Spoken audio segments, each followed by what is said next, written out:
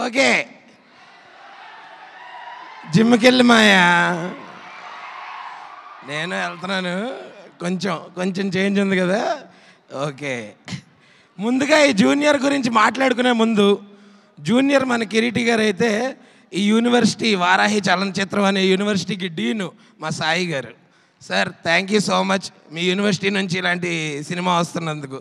మా హెచ్ఓడి రాధాకృష్ణ గారు, అలాగే సెంధిల్ గారు, అలాగే డిఎస్పి గారు, అలా all the head of departments. ఇలాంటి ఒక డ్రీమ్ సెటప్లో మేము ఇక ముందు చేస్తామో లేదో తెలియదు కానీ బట్ ఇంతమందిని ఒకే పేజ్ మీదకి తీసుకొచ్చినందుకు ఫస్ట్గా నేను మా జూనియర్ కిరీటి గారికి థ్యాంక్స్ చెప్పాలి. ఆయన పేరుకే జూనియర్ అండి, బట్ చాలా విషయాల్లో senior. Determination, dedication, hard work, ఇలా ఎన్నో విషయాల్లో చాలా సీనియర్ తను.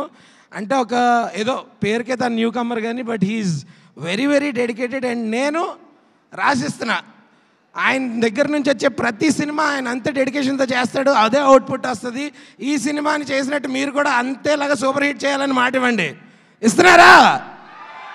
ఎస్, July 18th అందరూ దయచేసి మా సినిమాని థియేటర్స్లో చూడండి.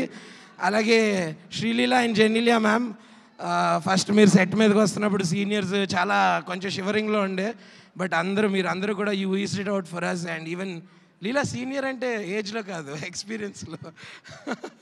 Yeah ma'am, no certainly yeah.